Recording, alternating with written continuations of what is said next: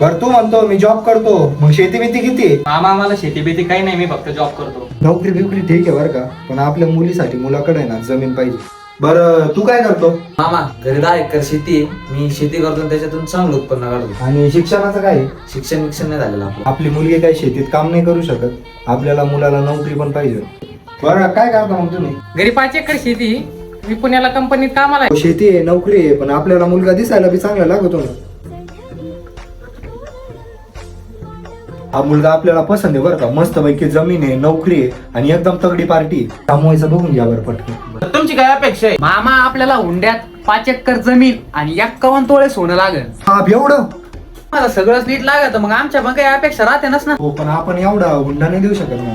काका तुम्हाला आधीचे कर्तृत्वान पोरं गोड नाही लागली, कोणाला शिक्षणच नाही, कोणाला वावरच नाही, कोणी दिसायलाच भारी नाही, द्या आता. कदाचित मुलीच्या घरच्यांनी मुलाची प्रॉपर्टी बघण्यापेक्षा मुलाचे कर्तृत्व बघितले तर नक्कीच ही पण परिस्थिती बदलेल.